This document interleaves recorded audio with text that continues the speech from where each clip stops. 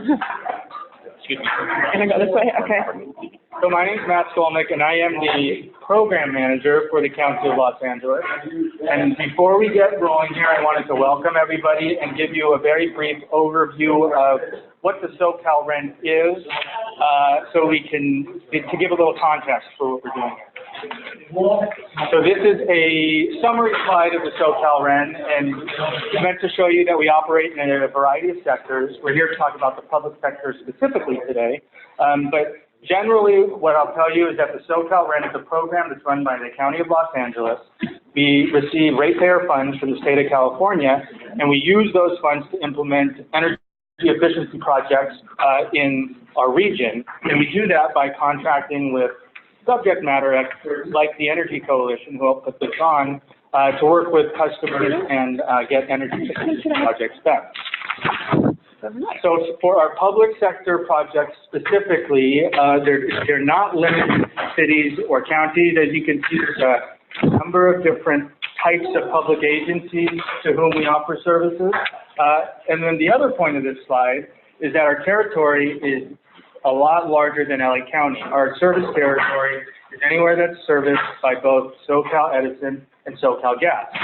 So just know any public agency within this highlighted area would be eligible for our program. And if you're not eligible for a program and you know that you're in here, talk to somebody from the Energy Coalition afterwards and we can get you signed up and enrolled, which is a very easy process. So I'm going to talk quickly about the specific programs that we offer, so you can get a flavor of what we do for public agencies. Our primary program is called the Project Delivery Program. We basically are a staff extension to public agencies looking to do energy efficiency projects. We provide technical analysis. We help with project management. We help public agencies submit applications for incentives or rebates after a project's done. So that's our core project. A new program we have is called the Metered Savings Program. And what makes this program different is it only pays attention to how much energy you can save at the meter. So, you know, the way IOU, and I should mention IOU, Edison has a program like this as well. But the way, you know, the current programs work, or older programs, is specific measures are incentivized. And usually when we do a project, we can only really pay attention to those measures that have incentives. Through this program, we can totally disregard whatever the incentives say and go after whatever energy savings.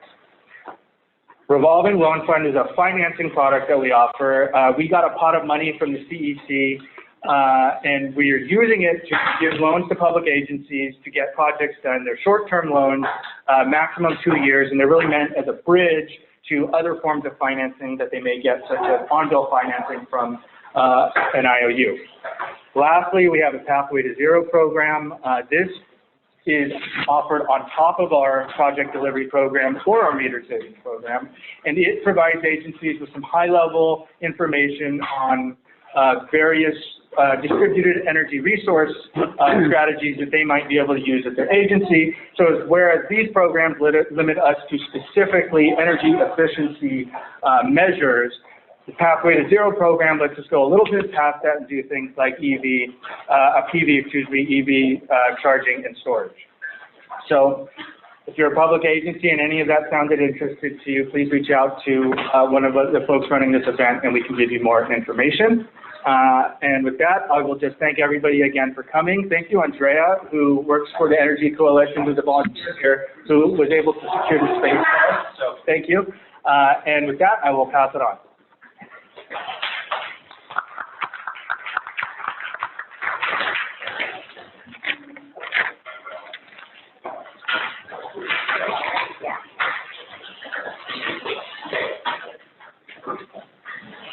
Hi everyone, thank you again for being here. My name is Samantha Meza. I'm a project manager at the Energy Coalition.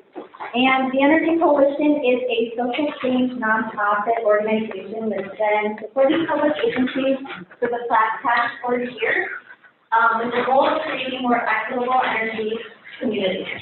So the Energy Coalition implements the program you just heard about, as well as the Westside Energy Partnership. And this partnership is between 6 LA County cities, Southern California Edison, and SoCalGas.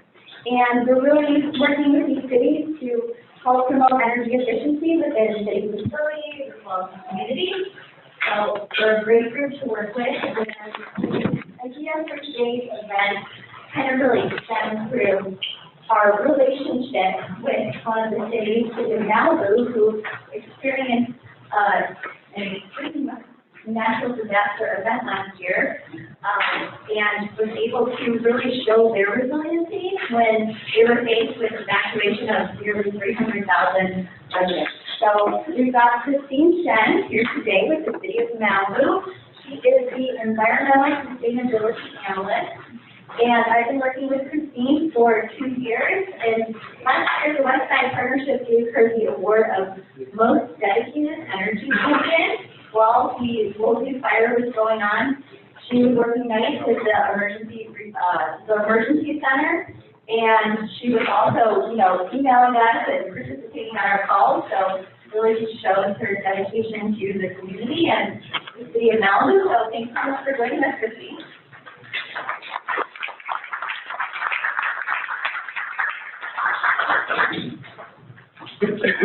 My name is Christine. I'm the Environmental Sustainability Analyst for the City of Malibu, and Malibu has been part of the SoCalREN and Westside Energy Partnership cities. So resiliency has been at the forefront of our mind at Malibu ever since the Woolsey fire. We're hosting resiliency and disaster preparedness events basically every other week. And a huge theme of what's been taught at every workshop is social resiliency. Do you know your neighbors? Do you trust your neighbors? Do you trust them enough to whisper when there's a fire approaching?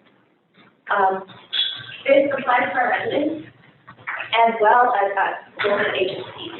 Because when the Woolsey fire started, we didn't think that we would need to evacuate our city hall, which is where our emergency operations center is. And our planned backups were in Pepperdine and Aurora County. As we all know, the Woolsey fire was active in both of those locations, so our planned backups were out the door. As a result, we relied on our relationship with Santa Monica.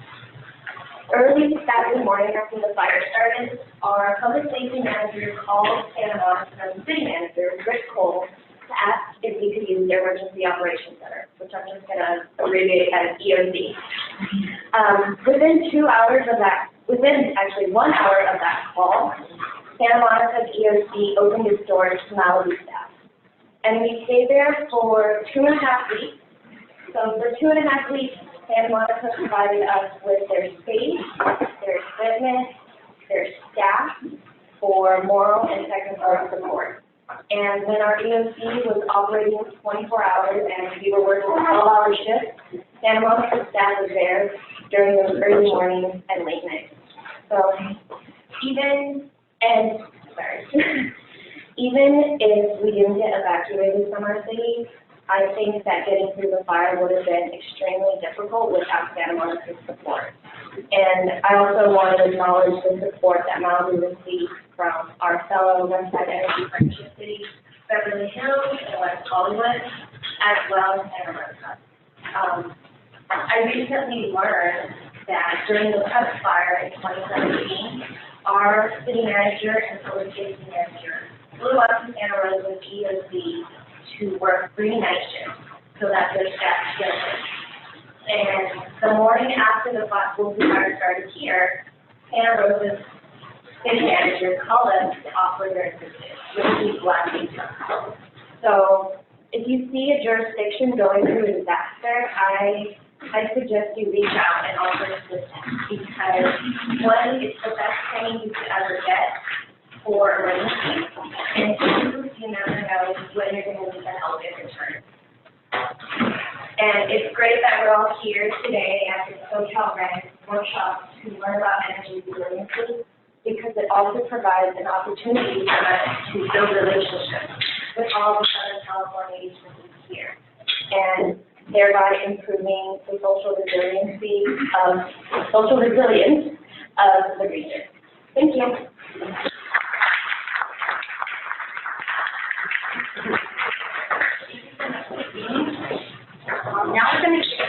our main panel for today, called Building Resiliency. And we are lucky enough to have several experts in the field joining us today that will, really encourage us and hopefully, answer some questions around this topic and motivate us to take key items back to our community. So we've got Clay here, Clay Sanders with Unifed Energy. We've got Charlie Wilson with Southern California Water Coalition. We have Heather Rosenberg with ERA, and we have Sarah Hickman with the Studio 111 and Retail Design Collaborative. Studio 111 and Retail Design Collaborative. So thank you all for being here. I'm going to give a brief introduction to each panelist, and then we'll conclude with the Q&A section. So if you have questions, please feel free to jot them down on your agenda, and we'll save them to the end. So I will start with an introduction to Sarah Hickman. Sarah has over 12 years experience in the field of green building, energy analysis, project management, and currently serves as Retail Design Collaborative and Studio 111 Sustainability Director. Here, she drives environmentally responsible and healthy initiatives throughout the studio's projects, fostering a creative and innovative culture around responsible design.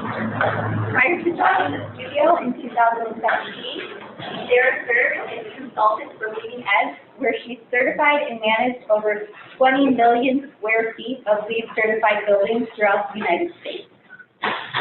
From sustainable purchasing and energy conservation to waste diversion and developing green teams, it is her goal to introduce integrative, cost-effective, responsible management of businesses in their operations. Sarah, thank you so much for joining us. Thanks. Feel free to walk around. I'll hand you over the mic. Okay. Aware of all the cords around the room. Yeah, can you guys hear me? I feel like I can speak up if that's okay. Is that all right? Yeah. Okay, I'm gonna, if you don't mind, can I turn that up? Yeah. Recording? Yeah, I'll make a deal. I'll stand if I don't have to use the mic. How's that? All right, well, thank you for that introduction. I really want to thank Samantha for all of her time and dedication on this. She's done a phenomenal job rallying us in a very professional manner, so it's really been a pleasure working with you, Samantha. Thank you for having us. So I work for an architecture firm right up the street. I hopped on my little beach cruiser to get down here today, so that was a great commute. Thanks for hosting it locally in the lovely aquarium of Long Beach. So let's start with resiliency. First of all, in the battle of man versus Mother Nature, we know that women always win, right? So let's just get straight to dollars and facts and look at how much that's actually costing us. And what we're seeing here is that over the past several years, we're approaching a reactive cost of $10 billion annually just for the United States alone for the cost of addressing these natural disasters, those that we're dealing with on a quasi-regular basis, and that those that Christine just mentioned, especially now we're looking at wildfires, we're looking at flooding, we're looking at sea level rise, and those here local to Long Beach, a lot of these are coming from our CAP, our Climate Action and Adaptation Plan, and the work that Jenny has done here with the aquarium as well. So here locally, we're dealing with sea level rise along the coastline, we're dealing with flooding, we're dealing with drought, and then when that triggers with the extreme heat effect, that triggers wildfires, and then what's like near and dear to my heart is this extreme inequity of access to open space and healthy air quality for the majority of our residents here in the Southern California region. So let's talk a little bit about sustainability and resilience. We've been throwing those terms around a lot, and I just want to make sure we're on the same page, if that's okay. Sustainability is really the ability to thrive for our generation and future generations. And what's really driving that and sustainability is driving in return are these greenhouse gas emissions reductions, which everybody are most people familiar with AB 32?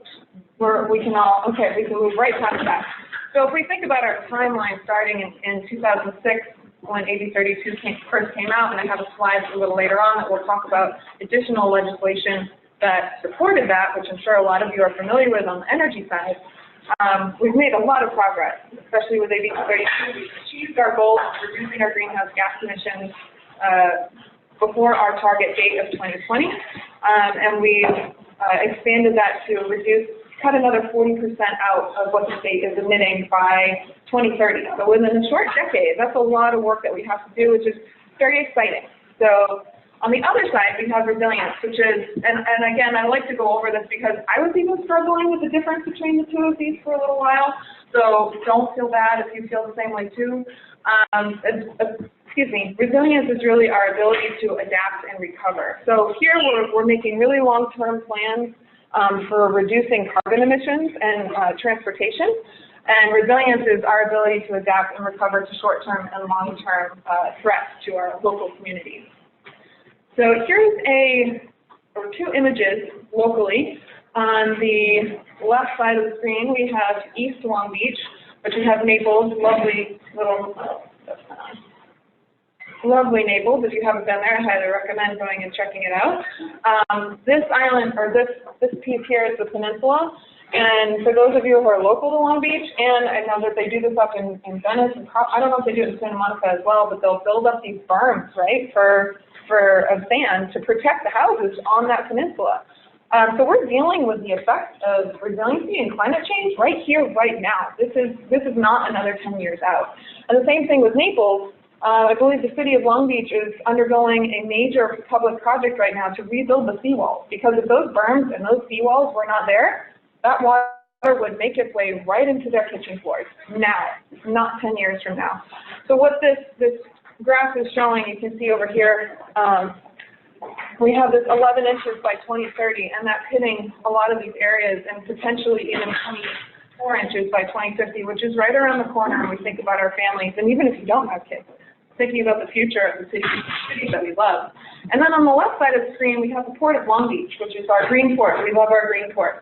82, I looked it up this morning, 82 metric tons of cargo make their way through the Port of Long Beach every year. That's a lot of stuff that we like to consume, right? And there's a whole battle around sustainability with that as well. But the port is also seeing the value in sustainability and resiliency, not just because it's good for their branding, but because it's good for their bottom dollar. How are they going to deal with this when all of this area is covered in water, right? So they have plans to decarbonize and reduce their own greenhouse gas emissions as well. So we have a choice. I love my science fiction just as much as the next girl. And as much as I love John Hardy in Mad Max, I'd much rather be hanging out with Judy and George Jetson in a more utopian future. So let's hone in on that science for a little bit. Who's familiar with the 2-degree scenario? Okay, I'm going to go over it just because it's really important. So the 2-degree scenario is essentially the threshold for which, or the delta, that our global average temperature cannot exceed in order to avoid a waterfall of catastrophic events. How was that one? That's a very good one. Like Heather's going to like that one, even though it's terrible. So we have these 4 scenarios that the scientific community has generated, and they're essentially 4 different storylines, right, based on our behavior. So here we have the typical business as usual. We don't care about green. We're like, let go of all that legislation we talked about earlier, and we're looking at a significant increase in temperature, 8.5 degrees delta, and that's Mad Max right there. And then we make our way down to obviously what our goal is. We're targeting here this green line of reducing our carbon emissions to 0 by 2080, which you can see is a very sharp curve here, which we in the sustainability and green movement have been preaching this for a while, and I'm sure a lot of you guys have as well. What scares me a little bit about this is it shows a 66% chance of success, which is I would not want to bring that home to my mom as a high school student. That's not good. So essentially they've changed that 2 degrees Celsius to 1.5, but we like single syllable words, so I'm going to say 2 degrees instead of 1.5. Because it's all heading in the same direction. So now you're a little bit more familiar with this 2-degree scenario, and this is very much in line with the Paris Accord. I'm sure you're all familiar with the Paris Accord to one degree or another. So let's talk a little bit about greenhouse gas emissions or carbon. Does anybody know what 1 metric ton of carbon looks like? I'd be shocked if we did. We definitely have some solar people in here if we did. Imagine a balloon 30 feet in diameter. That's 1 metric ton. Now imagine 20,000 of those, no make it 30,000, no make it 50,000 of those being released into the atmosphere on behalf of the city of Long Beach on an annual basis. That's what's contributing in large part to that 2-degree scenario. So the first step here is transparency and benchmarking, which I'm sure you're all doing your own benchmarking to 1 degree or another. And understanding the scope 1, 2, and 3, which I'm not necessarily going to go into at this point. But here for Long Beach, the bulk of our emissions come from our vehicle fleet with the port and buildings. So what can we do? We can push for more energy efficient buildings. We know the code is heading towards net zero energy. We can demand as consumers more efficient vehicles and more electric vehicles, which has been amazing to see that shift in the market. And then when we see public entities and private entities taking on their own initiatives to include that transparency of carbon emissions, that's when we're really starting to have.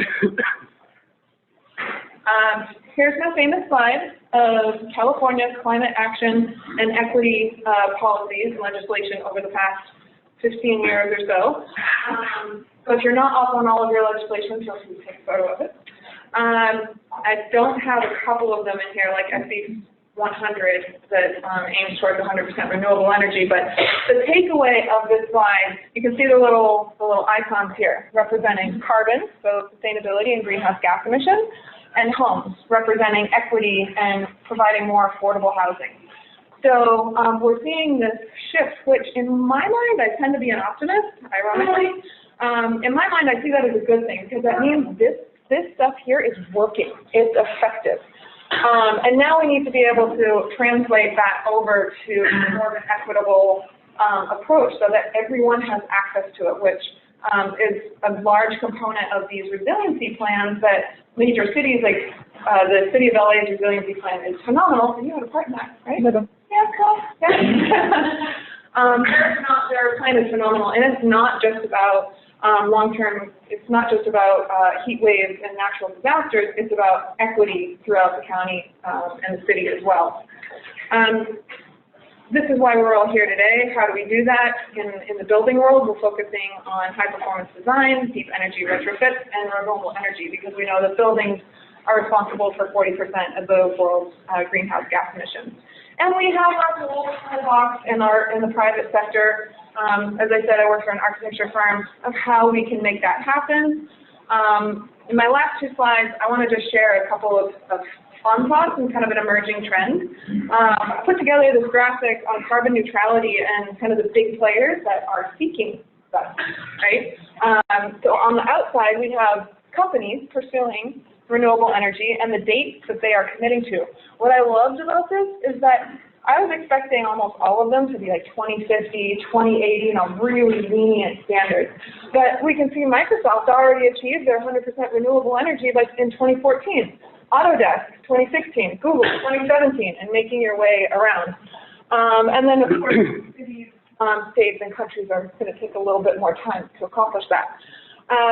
One takeaway here is that as much as I would love to just give all of these companies and cities and countries the credit and assume that they're doing it for the right reasons from an environmental standpoint, they're doing it because it's hitting them where it hurts, it's hitting their wallet and their bottom line. Think about Coca-Cola, right? What's their #1 ingredient in their product? Water, right? So as soon as climate change starts coming in and pulling away that access to potable water, they no longer are able to make those profit margins. So, and you could say the same thing for a lot of the tech companies, and that's why you're seeing the Googles, the Apples, the Microsofts all pursuing 100% renewable energy or carbon neutrality. So the last thing I want to leave you with is we've talked a lot about carbon, the difference between operational and embodied carbon. Who's heard of embodied carbon? Okay, so operational carbon is the amount of carbon that's we're using to operate our buildings. It's pretty self-evident, and it accounts for 28% of the world's greenhouse gas emissions and 10% of the building's carbon contribution. But embodied carbon addresses the amount of carbon that goes into making products. So this CMU block, this wood, and you can imagine that some of these are more embodied carbon intense than others. So in the building industry, we're really focusing on reducing this 90% number because this is where we can actually have a really big impact. With that, I'm getting the next person for your attention.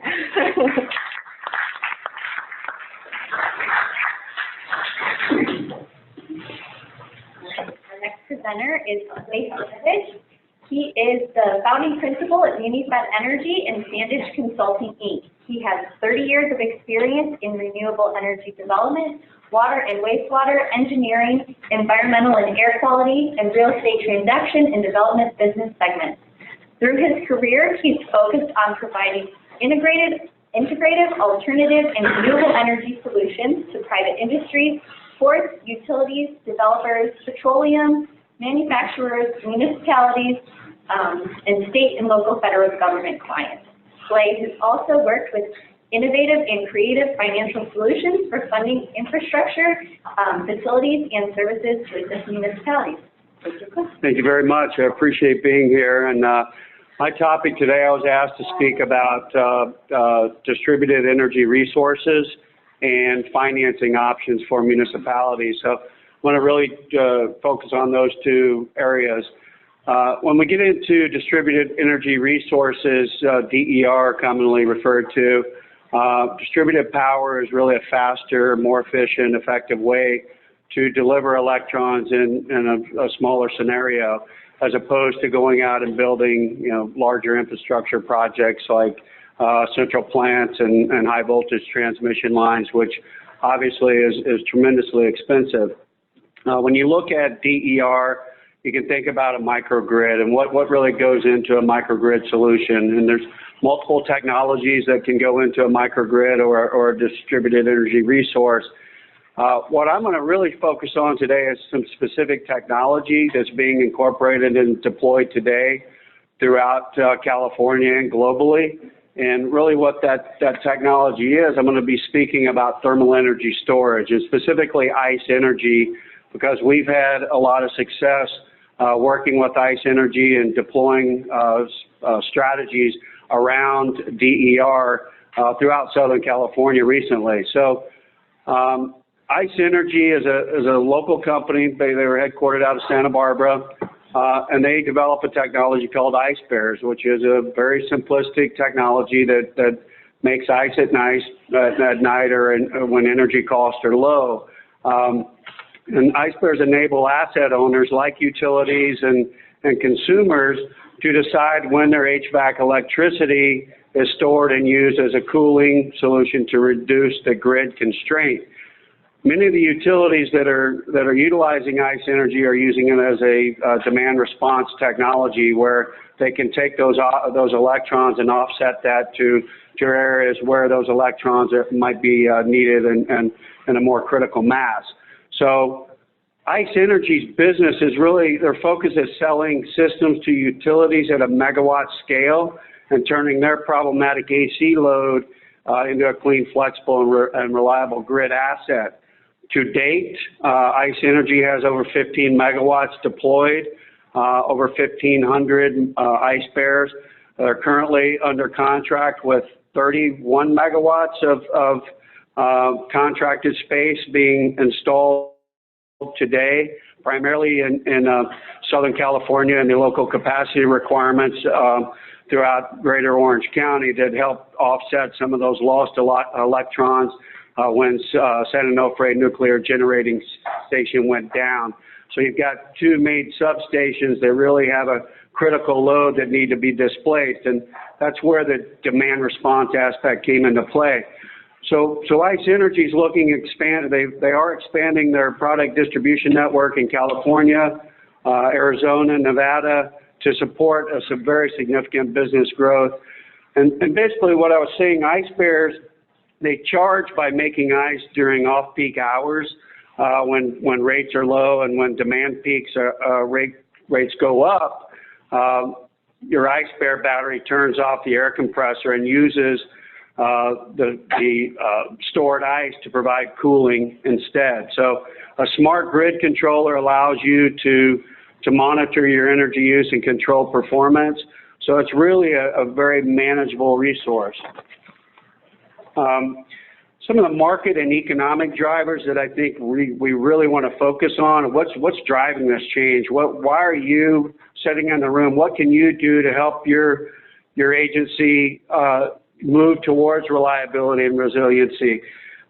Clearly, the market drivers that we're recognizing are the, Senate Bill 100. I assume everybody's familiar with SB 100. 2045, 100% carbon-free legislation. It's going to be a pretty heavy lift, and I think we all got to work together to try to get there. It is a major market driver. You've got regulatory drivers that are incenting utilities and ratepayers and others to move forward. You've got California mandates for all new homes starting in 2020 under Title 24 of mandating solar on any new rooftop construction. This is really a significant play for thermal energy storage because, the small thermal energy storage is ICE energy, and that's 20-ton units or below, and that's all really helps the SGIP program, the Self-Generation Incentive Program, who just added $800 million to the kitty to help offset a lot of these costs of deployment. So serious economic drivers, what do we need to do to take these rebates to help move some of this technology into the market space? More economic drivers. We all are familiar with our big investor-owned utilities up and down the state with the time of use rates. We're graduating into those through 2019 and really seeing as a ratepayer, as a customer, I'm in the San Diego Gas and Electric utility district, and I'm paying the highest rates in the country. I'm not real happy about that. So what can I do to offset my load from 4 to 9 p.m. when the TOU rates come into play in 2020? And this is where ICE Energy, I think, can make a major impact. And then you've got, obviously, the solar energy storage federal incentive tax credit, and 30% of that can be utilized in incorporating thermal energy storage into your technology deployment. So looking at the significant residential utility rate change, that tiered to time of use that's coming upon us here in 2020, TOU significantly decreases the value of solar PV, but we can now really offset that by energy storage and increase the value to enable a net zero home. And how do we do that? You basically store that energy or create that energy during the day when you're not utilizing all your solar aggregation into your electrons, and create ice. And then when you get home at 4 o'clock and start cranking on your AC, those TOU rates, you can shut down your compressor, your traditional HVAC unit, and basically use 80% less energy to cool your house. And we know that 4 to 9 TOU rate is a very critical time for the residential community, but this is also can be deployed in the commercial industrial space and the municipal space equally as well. So looking at solar and energy storage integration and how do they integrate, some of the advantages during the day, you store your solar PV in the form of ice in the ice barrier air conditioner. During the evening occupancy, you use that stored energy to deploy with extremely low energy consumption. And basically, ice barriers are not only a good financial investment, they allow you to achieve your sustainability goals. And they do that by lowering CO2 emissions by up to 40%. They reduce the nitrogen oxide emissions by up to 56%. And they support renewable energy integration into the grid just by the way the technology is, it commingles with solar on driving to net zero energy consumption. So really eliminating a lot of the electric utility costs and doing your part to reduce the carbon footprint, not only in your community, but really this is a golden opportunity for the state of California to really offset a lot of energy costs and emissions reduction, and really helping the IOUs and even the community choice aggregators that are deploying look at their load demand response and how they shift their load. So really the simplicity of ICE Energy and the storage simplicity and the differentiators are quite significant. It's extremely reliable. You got 98% reliability over 36 million operating hours in the 1,500 units that are currently deployed. Extremely environmentally friendly and safe. You've got no fire hazards, no chemical risk. Basically, the battery is composed of tap water, and all parts of the unit are recyclable. You got a 20-year lifespan that's guaranteed through the deployment. You got no battery replacements. You got no repowering, no deregulation or degradation, I'm sorry, and no cycling limitations on the unit itself. Very easily installed. You've got, traditional HVAC contractors can install it very fast, no utility interconnections. And they have extremely high efficiencies in your SEER ratings, your seasonal energy efficiency rates and your energy efficiency ratios. These are just some of the ICE Energy installations. So you can see they're working with large customer bases. They're working with many of the major investor-owned utilities, the municipal-owned utilities, and, education, government, commercial, industrial, hospitality, agricultural, et cetera. And I think you can see here, some brand names that are utilizing this technology. So the next part for the next couple, 3 minutes, really, what are the mechanisms to help deploy technology? And it's not just thermal energy storage, any type of microgrid, solar, any DER, the big hurdles are finance. What can municipalities do to help move these projects into deployment? There's a plethora of opportunities for utility company rebates, which we've seen come and go, public benefit funds, energy efficiency lighting rebates for, many municipalities are using these types of funds to buy their street lights to repurpose those into LED. You got private bank debt, margin accounts for general funds as security, SB1, the gas tax is a great source of funding, internal financing within the municipality, which is a loan basically from the city's general fund, and your interest rate and repayment terms are internally negotiated, and how do you incorporate that? iBank, the Clean Fund, California Energy Commission's got their ECAA 1% loan. Then you get into some residential opportunities, with various PACE financing through Y Green, Renovate America, et cetera. And then finally, additional finance options. There's private financing, ESCO money that's, we've seen that good and bad from ESCOs. Bonds, standard general obligation bonds has been a great route for municipalities. Lease revenue bonds, EIFD, on-bill financing with utilities has become popular, and I think there's some opportunities that CCAs are really embracing there. And then, the QECB and energy efficiency and conservation block grants. So that's a lot of information I packed into 12 minutes. Obviously, we're going to get into Q&A. I appreciate everybody's time, and it's hard to focus on all of DER, so I wanted to kind of condense that down to one technology that's really being deployed in a massive way in California. And we'd love to be able to talk to your municipalities about how you can be better stewards of your environment. So with that, thank you very much.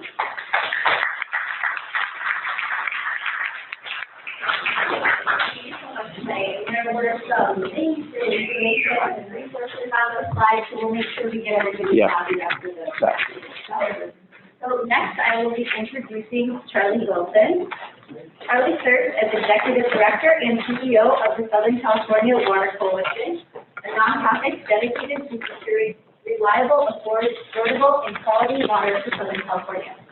Charlie has been a leader in public affairs professionals in Southern California for the last 30 years, spending 25 of those years with Southern California Edison, where he led third-party strategic planning and communication efforts. Prior to working at Edison, Charlie served as Director of Communication and Media Affairs for State and U.S. Senator John Seymour.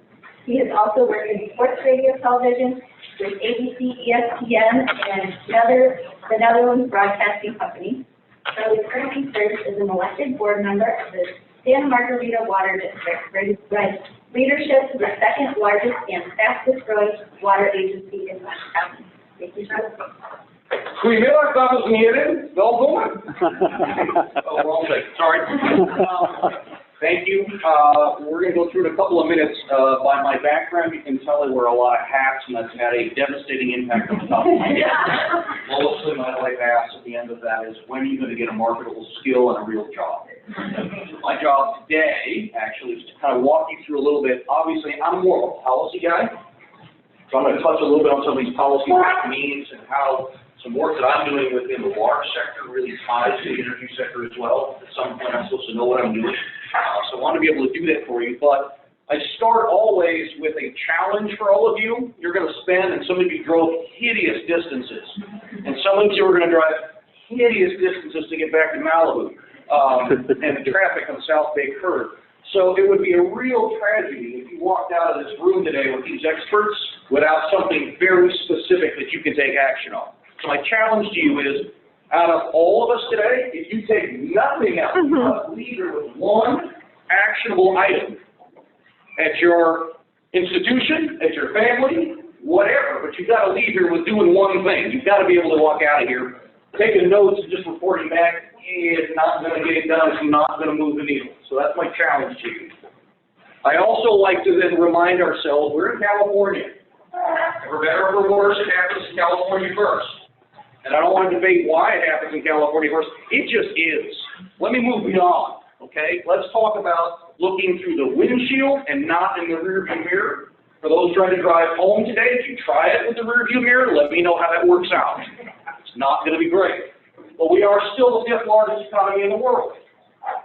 Let that sink in for a minute. You are the 5th largest economy in the world. What happens here affects not just the United States, not just the state, not just your city, but what we do impacts the entirety of the globe. So yes, you can act locally and have impact on a much larger scale. But it's an important element. I was listening to somebody last night debate the merits of consolidating North and South Dakota with Wyoming instead of changing the electoral college.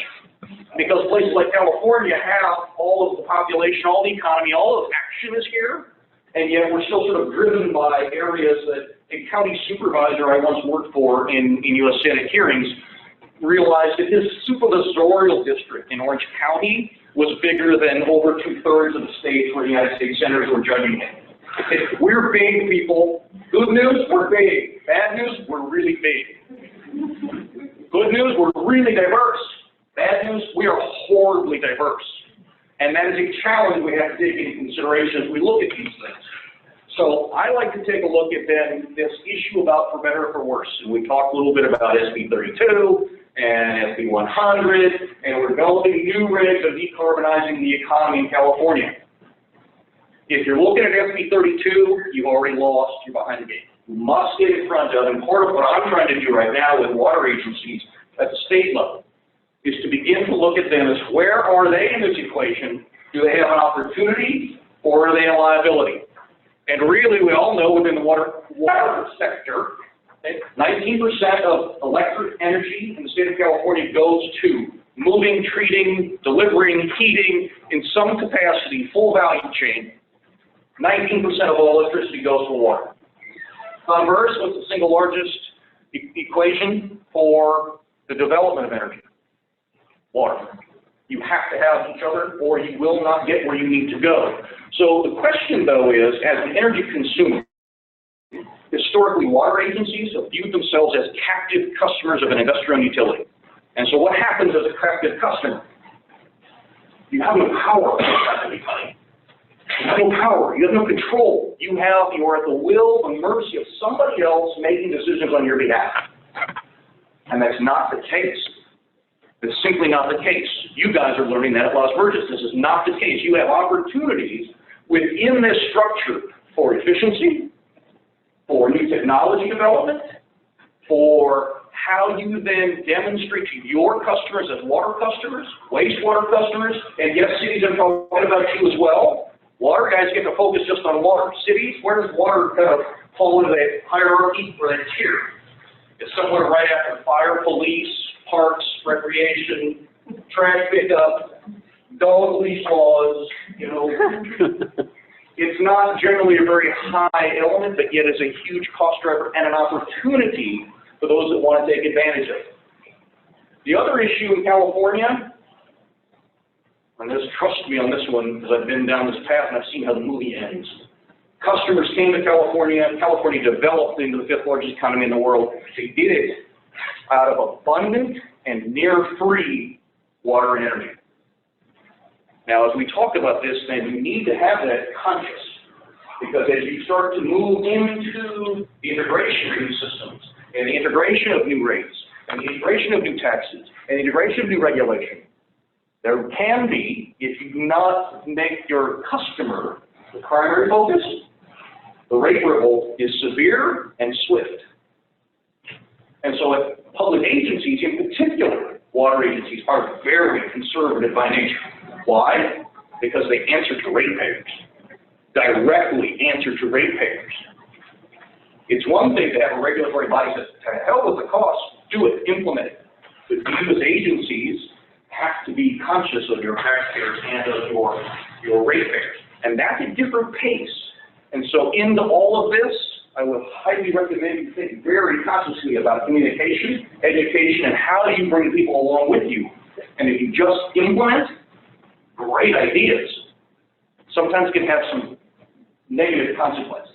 For every action, there is a reaction. So I just share that with you just as a historic perspective.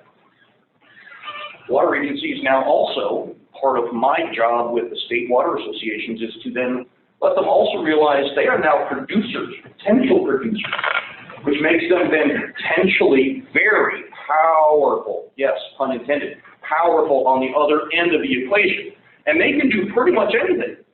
Again, I'm going to take 150-year-old technology, hydro plants, zero carbon, but they're not included in the state's regulations. So I got large hydro facilities in Northern California clamoring, why am I not included? Oh yeah, by the way, PG&E's in bankruptcy and my power purchase agreement for zero carbon is at risk. Why is that important?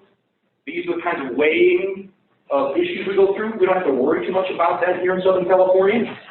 When I do public opinion polling and ask people, where's your water come from? They point to their sink. When I ask them, where's the Sacramento Bay Delta?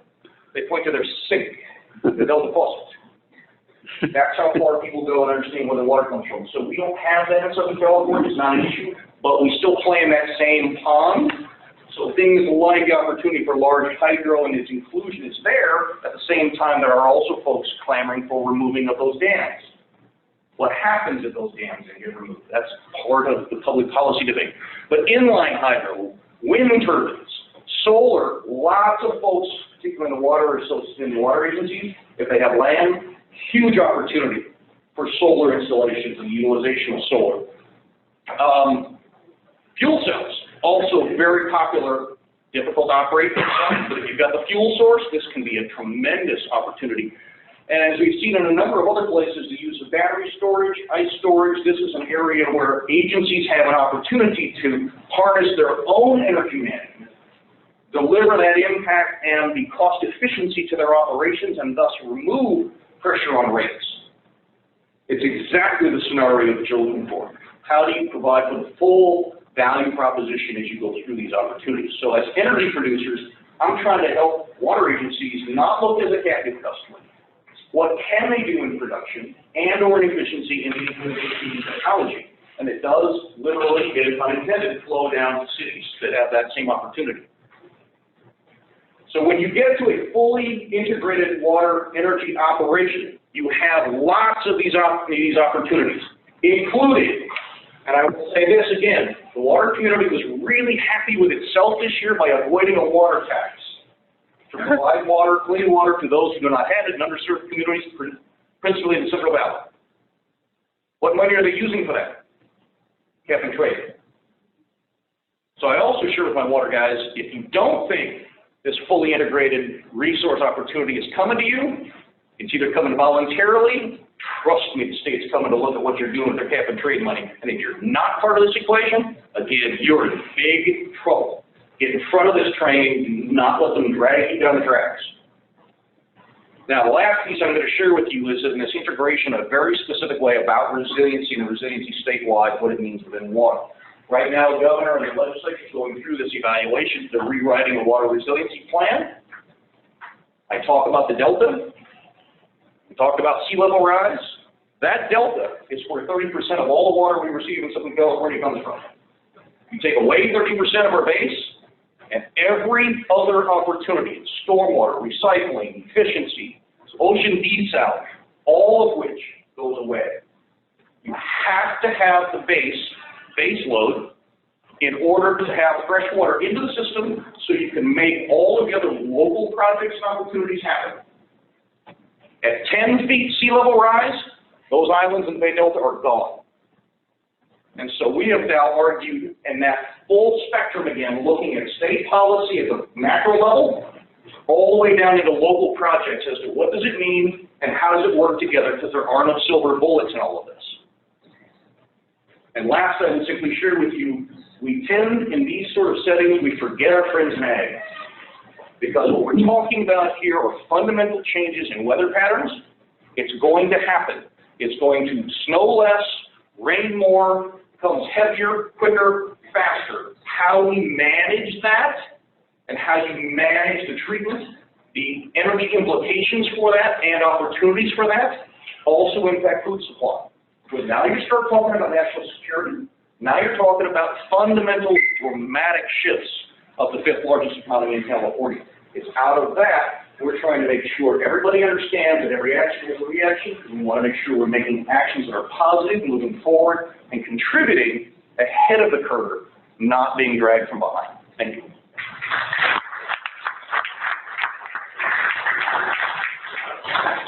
Careful, careful. That's it. There's a lot of. Slip, trip, and fall hazard. Wear your helmets. Okay, I don't know. Oh, no, I'll have a quick introduction, Heather. Heather Rosenberg is an associate principal in the Los Angeles Resiliency era. She is an ecologist by training and brings close to 20 years of experience in the sustainability and resilience projects in the built environment.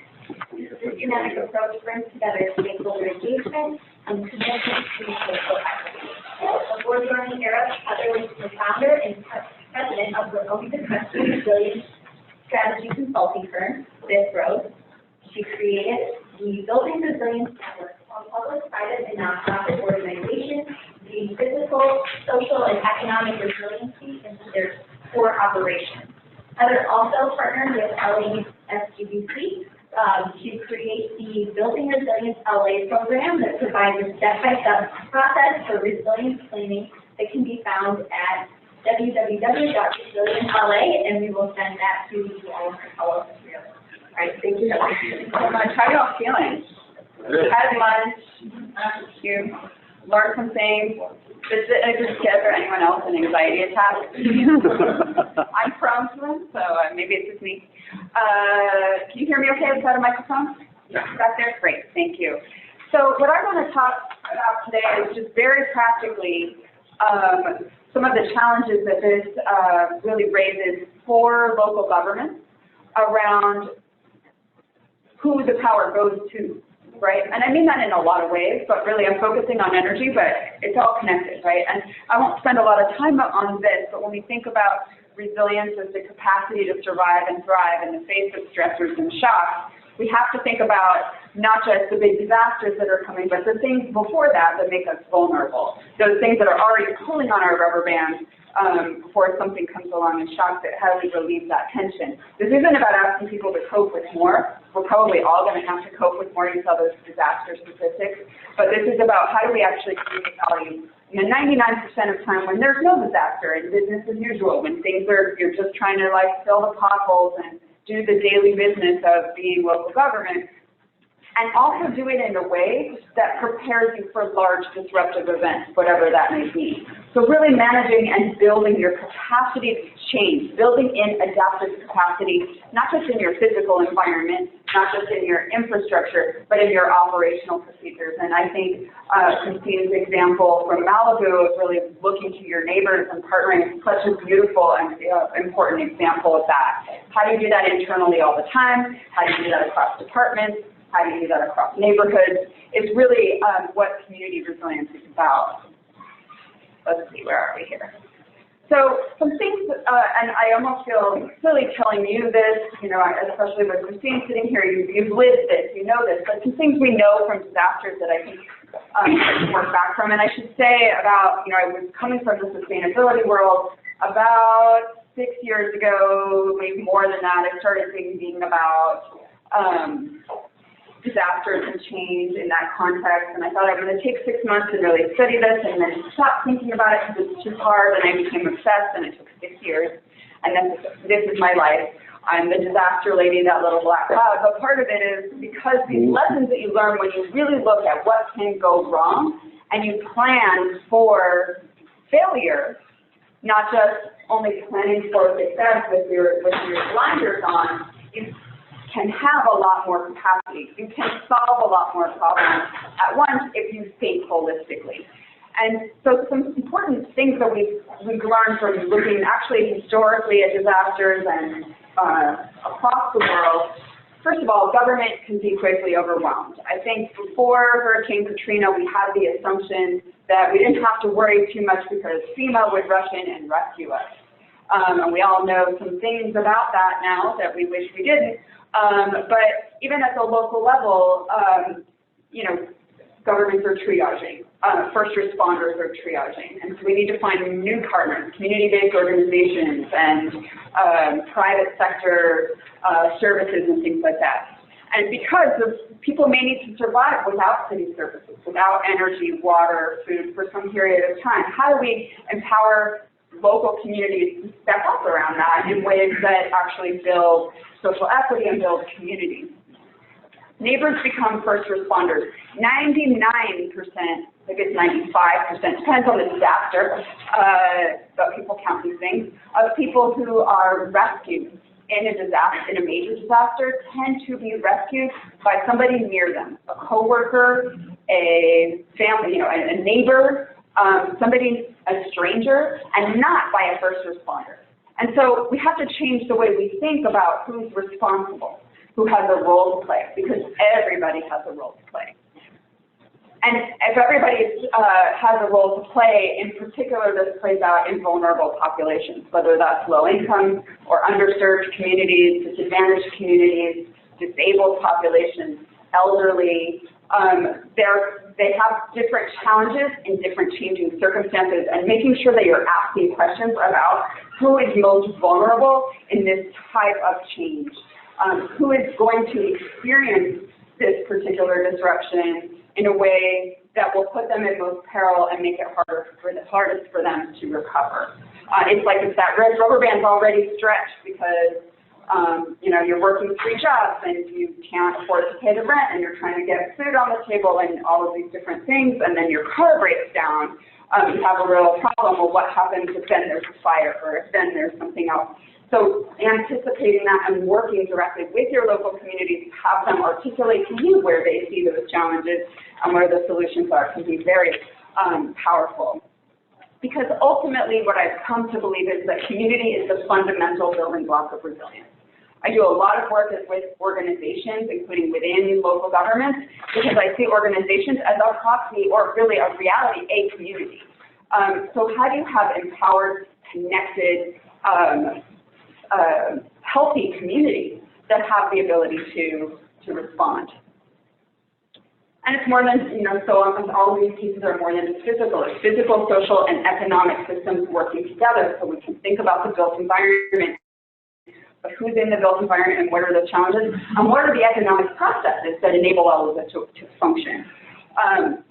One thing I want to point out that sometimes building resilience has nothing to do with buildings or energy or infrastructure or anything else. one of the strongest predictors of whether people will recover from an event, one is affluence, and the other is involvement in civic organization. And an example of this is after Hurricane Katrina, yes, there were people many people never came back. People who had more money were more likely to come back. People who had less damage to their house were more likely to come back. But also, people who worked on Mardi Gras floats were more likely to come back and really recover. Why? Because they have a sense of place. They have a sense of connection with their neighbors.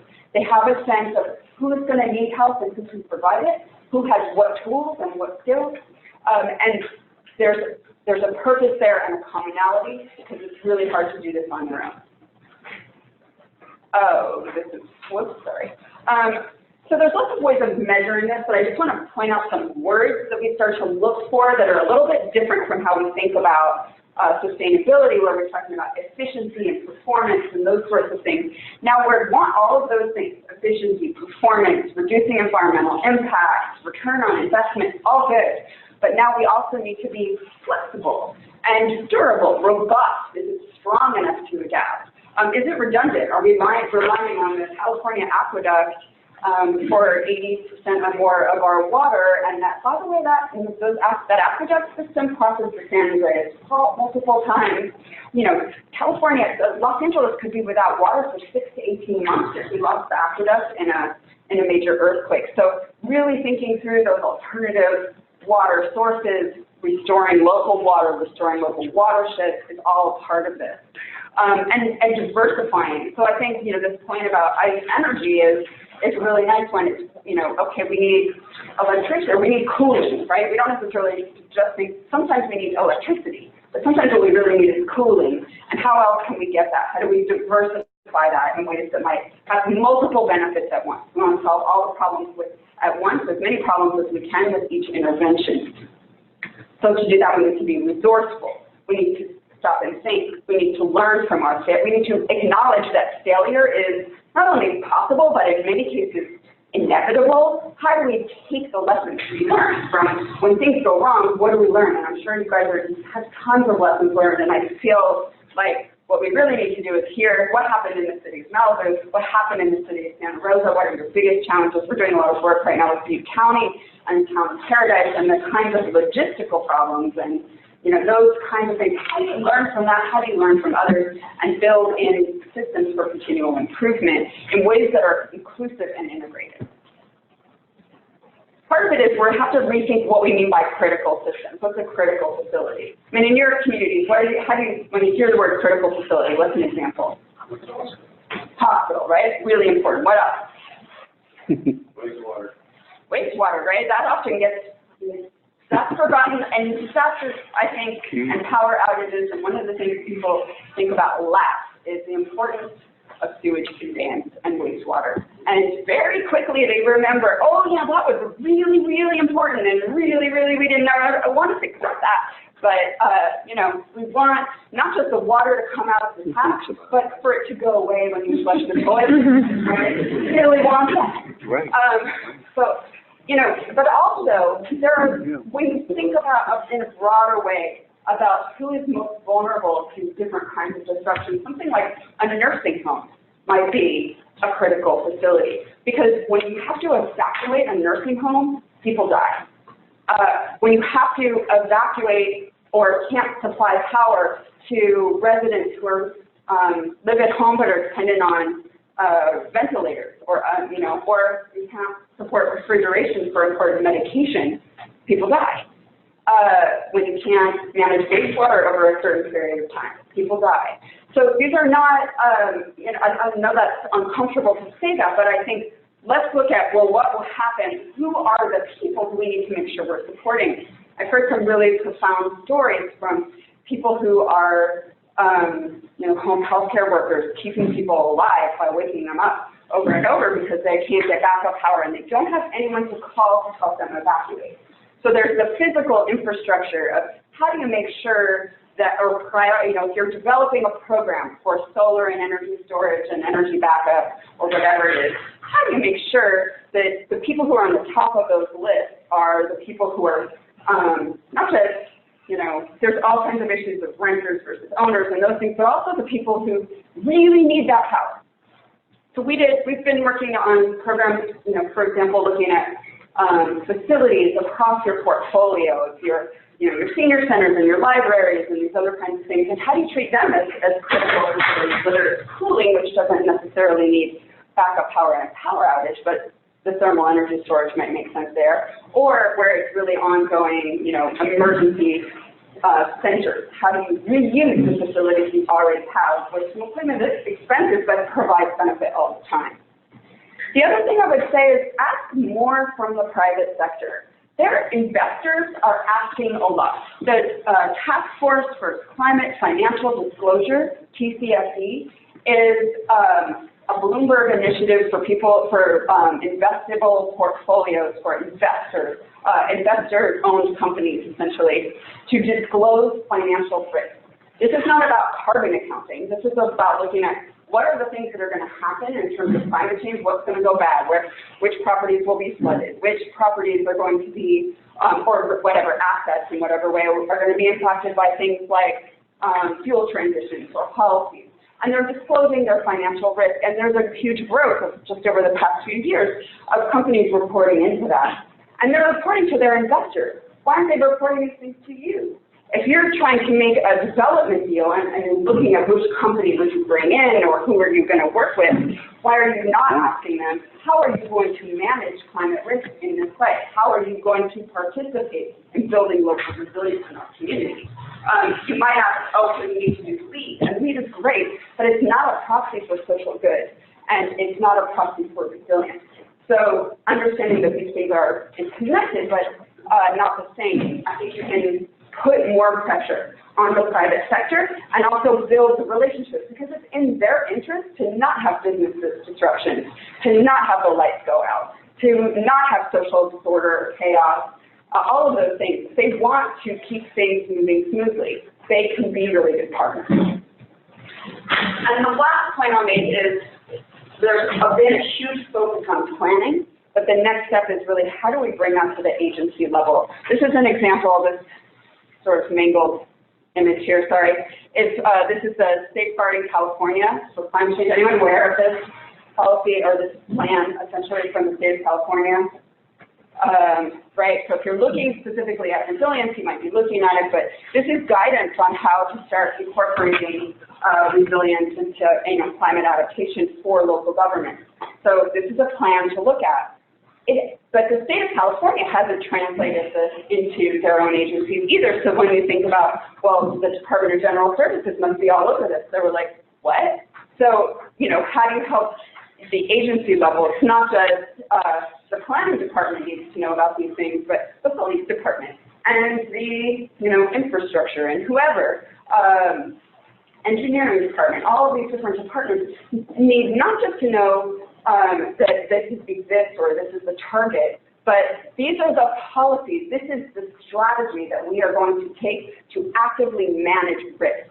We have this much tolerance, we think these things are most critical, we are looking at these time frames, we're interested in transitioning in this direction, this is what's tolerable and this is what's not. And then you have the framework and the justification for allocating taxpayer dollars towards those things. Because without that, private managers on the ground don't have that clear direction. So that's a hard lesson learned from a lot of projects. So the point is, it's really important to understand a lot of things, and this is a really complex and hopefully exciting time, hopefully can be really fruitful and really generate a lot of opportunity. And that is really because it is a time of a lot of change. We are going to see changes in policy, we're going to see changes in infrastructure, we're seeing changes. I mean, 5 years ago, how many of you knew that when you thought about your transportation plan, that something would be really disruptive would be scooters? Right? Or, something like, how many of you thought we would be talking about something like electrification and getting rid of natural gas? That's totally, I stepped away from sustainability consulting a number of years ago, and it was all really efficient natural gas, because natural gas had lower embodied carbon, blah, blah, blah. That's great. Now we're getting rid of the gas. Those are big changes. So building in that adaptive capacity to help we know we're not going to get it all right. Things are going to fail. Allowing for that and understanding what the implications can be early on can put you on a much better path. Thank you.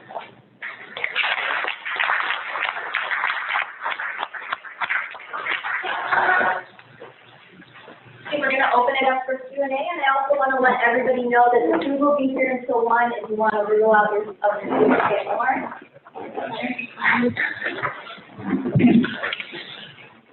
That's great. And you did a great job. You did a great job. Hi. We're just complimenting each other, don't worry. So you had mentioned that operation of the building is 20% of total global emissions, Yes. while the actual embodied carbon of the building is 11%. But then you noted that embodied carbon is 90% of the building and operation is only 10%. Yeah. I'm wondering if over the lifetime of the building. Yeah. So that's looking at like a 25-year lifetime of a building. So even over 25 years, it's still the actual construction of the building. Yes. 9%. Yes, there is a phenomenal article by a nonprofit out of, I think they're nonprofit, Building Green, out of Vermont. If you just Google embodied carbon of materials and look up the Building Green option, I think you might have to be a member, pay a little bit for it, but it is by far the best article I've found on embodied carbon. It's a good resource. Yeah. So that seems like a good reason to renovate as opposed to building. Yes. Yes, we've had a couple of conversations about that, and it's interesting when I bring that up as kind of a curveball in the conversation. They're like, "Oh, I'd never even heard of that before," you know. And it's just helpful to push that. And are you guys starting to use Tally? Yes. Okay, you probably are. They're huge. Tally is a product that is a plug-in to Revit, like AutoCAD, and it will allow you to quantify the embodied carbon of the building that you're working on.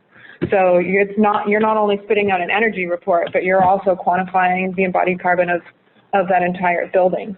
So I've seen other firms look at, maybe they can't do the entire building, but maybe they'll just take like 5 wall sections of a variety of building types and say, all right, well, you know, this is our makeup of that wall, and let's look at the embodied carbon of each of these, and then overlay that with cost and efficiency and durability and so forth, and then add that embodied carbon as well, so then we can make best practices across the building sector. You were going to say something? Just one thing about renovations, I think it's also important when one thing that we are starting to do on every project that hasn't typically been done like as a sustainability scope or even in general is just quick hazard assessment for a site, right? So if you have an existing building and it's in a floodplain or it's in a seismic zone and it's old and it doesn't meet those, then in general, I would say, I think it's preserving existing buildings is really important. Looking at retrofits is really important. There are cases where from that thinking about, well, what is your tolerance for what could go wrong and how could it go wrong should also be a part of that discussion, particularly on the seismic side on older buildings. You mean like most of New Orleans? Well, then there's a whole other level of question there around managed retreat. And when are you talking about managed retreat? And that's like the third rail of the resilience conversation that's only just starting to happen. We shouldn't be afraid to have conversations around these emerging trends. Even though we don't have it fully figured out yet, we should still be talking about it because that's the only way you find the solution, right? There's plenty of places here which would have similar concerns. I see some confused looks. Do you know what we mean by managed retreat? All right, okay. Maybe it's just an alarming concept. Other questions? All right, who has answers? Yeah, I have a question for Clay. Clay, why so much focus on energy storage in the form of ice when battery energy storage is also eligible for SGIP and achieve similar demand reduction and also backup critical energy loads for our public agencies? I think you look at cost versus value as one aspect of it, but really when I'm looking at a 12-minute discussion, I just pinpointed one technology that I'm personally very familiar with. You look at cost of various energy storage solutions. You know, I equate it to today where we are with battery storage cost to where solar storage or solar costs were 5 years ago, and look at the massive decline in cost. I think in a few years we're going to see battery storage costs come way down as technology advances and competition really ramps up. Today you've got a very cost-effective deployable solution in ice energy, thermal energy storage, whether it's ice or other types of thermal energy storage that make a lot of financial sense. That's why I really focused on that today. Your comment is well placed, because again, I'll bridge back some of the water guys that I talked to. They're talking about pretty sizable pumped hydro, where they're using existing reservoirs that have already been built, already invested in as part of the water resiliency, so that we have the ability to go through those 6, 7, 8 years of drought and still manage it. But then they want to be able to put that to maximum full beneficial use. And in their case, it could be those become giant batteries. Yeah, exactly. Questions on the ice energy, any governmental rebates and incentives that apply to the ice energy? Yes, there are. There's some federal incentives, and when you couple it with solar, there's the SGIP program that's mandated by the state of California, the self-generation incentive program that's got a substantial amount of money in it for rebates. You know, to model out what a cost is for a building is very easy to do. We'd be happy to walk you through that on a sidebar.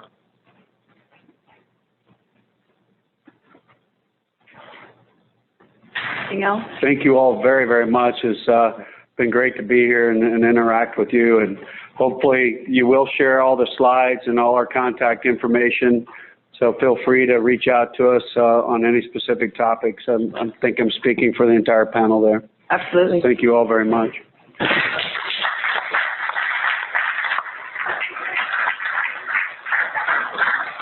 Yeah, right. Can we grab? Oh, yeah, go grab food.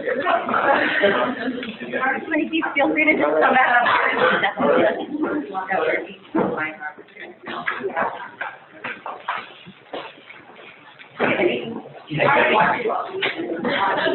Now we're going to change gears a little bit and hear from one of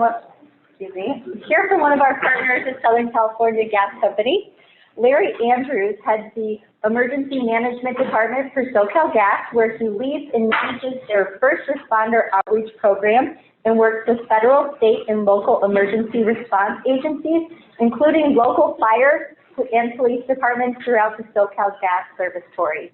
Additionally, Larry is responsible for planning, coordinating, and implementing the SoCalGas company-wide emergency preparedness and response exercise program. Thank you. Larry. Thank you, everybody. Appreciate you having me today. Just wanted to take you through kind of a perspective of emergency preparedness and just response from a utility perspective. Over the last few years, we've really gotten, unfortunately, really catastrophic events in the service territory. Unfortunately, it started with the Thomas Fire, followed up by Montecito, and then most recently we had the Malibu Fire. And then in between that, back in 1994, we had the Northridge earthquake. And to put that in perspective, I think was in 2018 was the last year where somebody was born in the 90s. So add the last 19 years plus the 6 years of the 90s, it's a whole generation that has not experienced the kind of earthquake that was. So a lot of people are not as prepared as we think. And it's going to be always one of the biggest challenges. And I think some of the messaging that we really need to work on is unfortunately, if you have something that's catastrophic, resources are coming right away. It's not like one call to 911 and all these fire trucks and all these resources are going to come and help you. It's not that. It's really about getting the community prepared, and I heard already that, you know, relying on each other, and we really need to get back to those fundamentals of really trying to get people to rely on each other. One of the things that I've kind of been working on is it's called PDAC, it's Plan, Do, Check, Act. And basically what it is just a cycle. And what you really want to do is you need to have your plan. Most people, believe it or not, do not have a plan. They will ad hoc however they need to respond. Because the hardest challenge is with people in general is you've got to commit a lot of resources and time for something that might happen, or you don't know when it's going to happen, when you have other needs. So but you can start with some simple things, medications, locations, phone numbers, to-go bags, first aid kits, and really leveraging some of the different programs out there. Like, I don't know if anybody, I'm sure people here are CERT through the fire department. There's a lot of resources, there's a lot of volunteers now in the CERT program, and I know LAFD is, LA City Fire has been trying to utilize them in a larger capacity to help, because there's a lot of things that those volunteers can do that can help take the pressure off the agency. And it's really letting the community know that we are not coming right away. You really need to be somewhat sustainable. And you also need to kind of understand your appliances. We're one of the very few utilities that once you turn your gas off, which you can do, you don't want to turn it back on, because we actually will go and inspect your appliances. We don't know what happened in the house. There could be things that an appliance was fine 10 years ago, maybe there's something wrong with it now, we really want to come in and inspect that. We do not want you turning that on. Getting people knowledge of this stuff makes them more comfortable. There's so much stuff going on in an event. So I was part of the Northridge earthquake, I responded to the Thomas fire, I responded to the Malibu fire, and I was part of Montecito. So seeing that, being part of an event and needing help, and then responding to one, gives me a little bit of a perspective. And one of the things I realized from the Northridge quake was if I had more knowledge of what I needed to do, it would have just made it that much less stressful, especially when you're somebody with young kids or family or elderly people. There's just a lot of things that go into that. So you really, again, you want to kind of know your appliances, because if there's no impact to your home, if you're not smelling anything and you're not major, leave your meter on. Because if it's on and there's no damage to your home, if you turn it off and you're not really in the impact area, but you felt something in it, like an earthquake situation, well, now you turn your gas off and you can be without gas for days, weeks. It just depends on the significance of the event. And one of the things that I've come to find when it comes to people in those kind of situations, one of the first things they want is their home, hot shower, and cook a meal. That's the biggest thing we can give them in a response, is getting them back to something somewhat normal when they're dealing with some kind of tragedy. Especially reacting to just the Malibu and the Montecito events. And then on top of that there's so many communications platforms. We talk about outreach and really getting to people. The elderly is one of the biggest percentages that the struggles, because they don't do social media. And social media is the new norm of communications.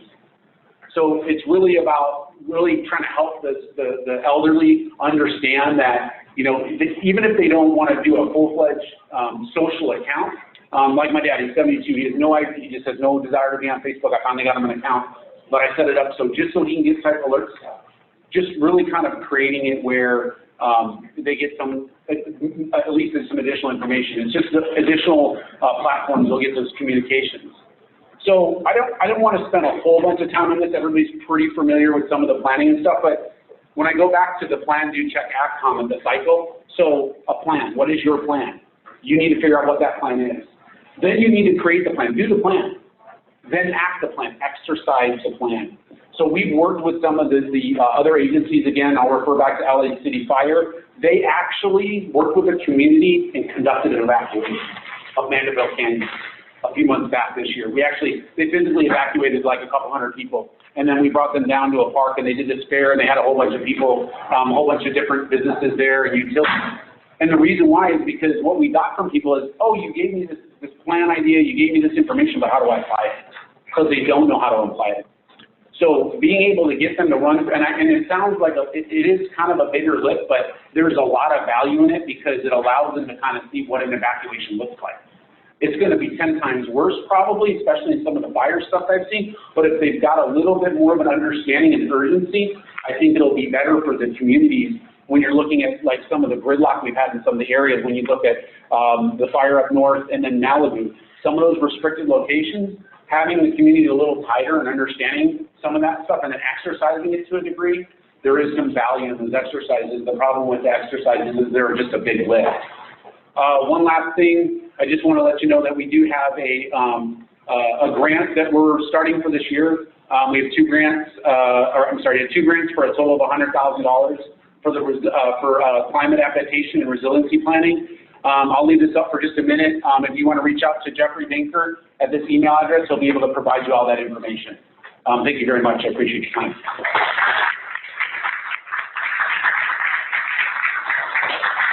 real quick, they don't need to scan their parking ticket. Doesn't matter what time you got here, the validation is $8 regardless. So if you want me to grab your tickets and scan them, I will take them and scan them and then bring them back. Pass it down to the end.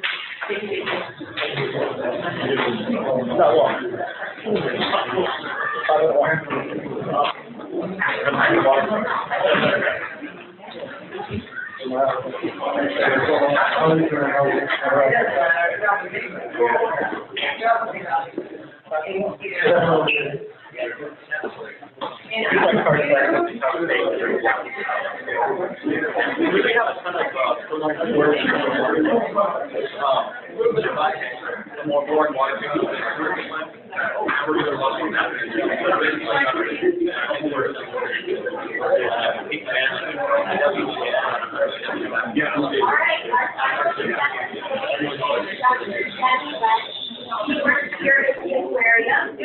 Jenny is the education coordinator for climate resilience community science program under the Aquarium of the Pacific. Jenny has a strong background in climate resilience and sustainability with 17 years of professional and academic experience working to promote multi-benefit actionable solutions. For the last 6 years, she's worked at the aquarium using GIS and citizen community science to create environmentally aware and engaged communities. Jenny was one of the lead authors of the 2015 report commissioned by Mayor Garcia on how to make Long Beach the model of climate resilience. And she's been also working closely with the city of Long Beach on their climate action and adaptation plan. This past February, the director of LA County's Department of Resource Planning appointed Jenny to serve on the sensitive ecological areas physical advisory committee. And also this year, Jenny was asked to join the Association of Energy Engineers, Southern California Energy chapter, as an associate board member and co-chair of their sustainability committee. Jenny is also an active member of the Los Angeles Regional Collaborative for Climate Action and Sustainability.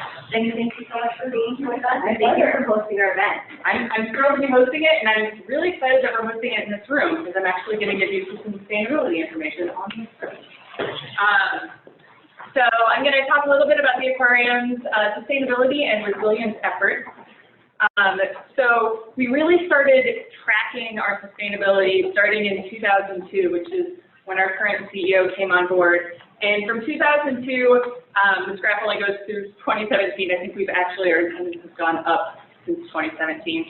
But our attendance has gone up over the last roughly 20 years by over 50%. But during that time, our energy usage has stayed almost completely stagnant. We had a blip in 2014 and 2015, which, if you remember, were also huge heat waves at the time. But since then, we've gone down in energy. But if you look at our carbon emissions as well as water usage, they've gone down 40% since we've opened. So even though our attendance has gone up 50%, and along with attendance, our building footprint has gone up substantially as well, we're really making a concerted effort to constantly be decreasing the resources we're using. So a huge part of that is our focus on energy management. We were one of the founding members of the Climate Registry. We started reporting our greenhouse gas emissions to them in 2006. A number of our buildings have photovoltaic panels on top of them. We have been going through our facilities and swapping out old lights and fixtures to incorporate more LEDs, occupancy sensors, and most of the newer buildings here at the aquarium, we're making an effort to make them carbon neutral, which one of the buildings you're in right now is carbon neutral. We've also reduced our energy reduction by 50%. For anybody that's going on the optional tour afterwards, we're actually going to be touring our fuel cell, which just came on board in the past year and has taken us more than 80% off the grid. So the building you are in right now is actually LEED Platinum certified. This building opened in 2008, and from what I understand was the first LEED Platinum building in Long Beach, or at least one of the first. The building was built to be carbon neutral. It has solar panels outside of that exhibit beside us. We can operate and open all of the windows. We also have operable shades on the windows. We retain 95% of the stormwater here on site. We've actually got drinking fountains outside that stay right on them that when you use those, the water goes down to our gray water system. We have permeable concrete to help us store that water. I'm not sure how living our roof was, but when this was built, we had a living roof as well. And then the exhibit right outside actually focuses on stormwater education. So it's very much in line with the principles that we're talking about here.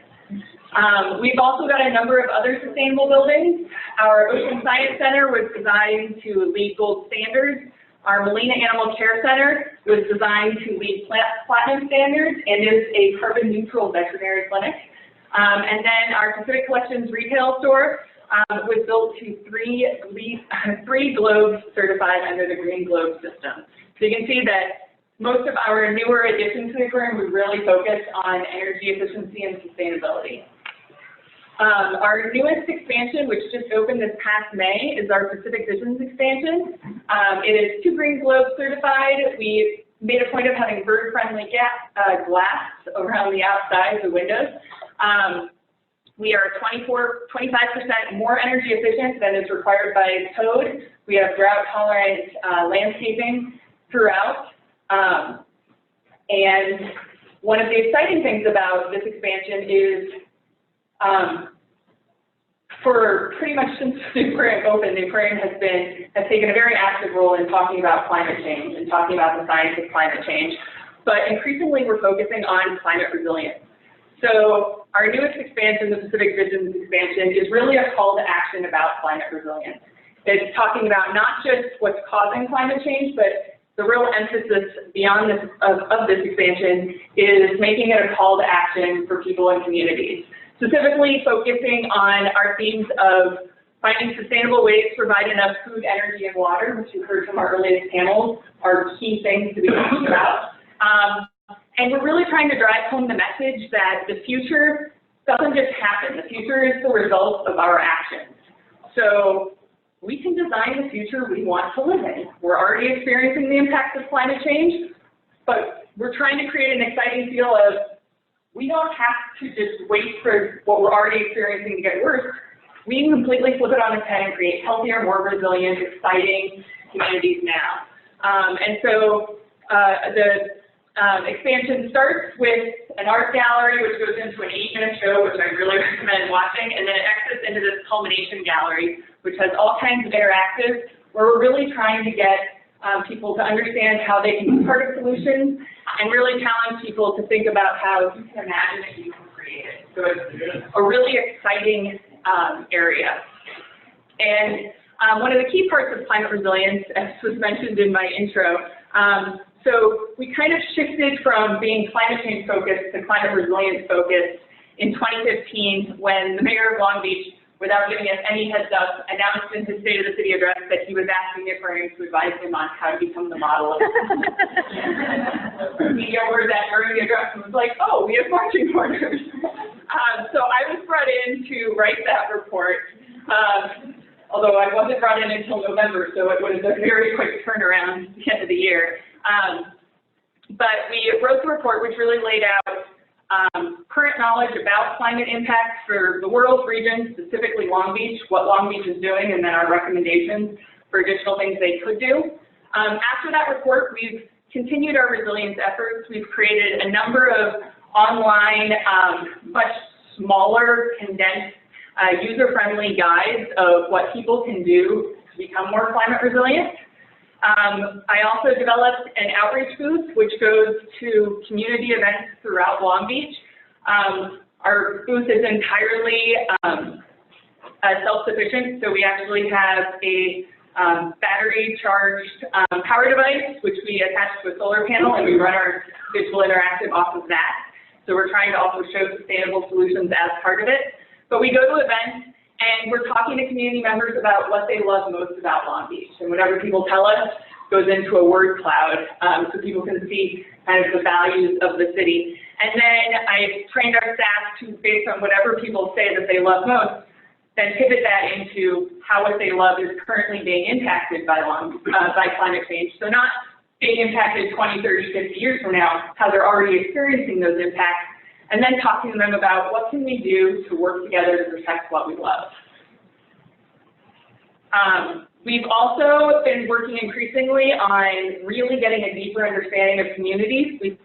Several of our staff have gone through Harwood's Public Innovators Lab, which really trains you to work with community members and get a deep understanding of their values. We've been doing community conversations, going out and talking to people about what kind of community do you want to live in? Why is that important to you? How is that different than the community you live in now? And what are some of the things that need to happen to create the community you want to live in? So this really empowers people to not just be resigned to the state they're in, but really dream about what they want and make them part of the planning solution.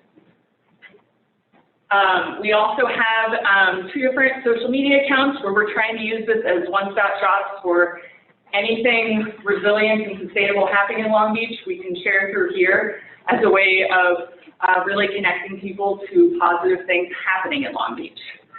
And then in closing, They've been recognized for a number of their sustainability efforts, but for us, our mission is just to really be part of driving the change and supporting that change.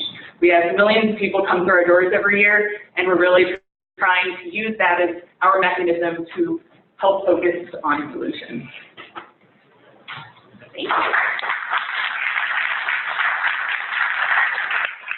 All right, that pretty much concludes our workshop for today. I just wanted to give a thank you to everyone for joining us today, and a special thank you to all of our amazing presenters. Please feel free to reach out to all of them. We will also, as I mentioned, be sending follow-up material. They'll be coming through either Eventbrite or an Energy Coalition email, so watch out for those. I would also like to thank our partners at TE and SoCalREN for their support of this event. And of course, thank you so much for hosting.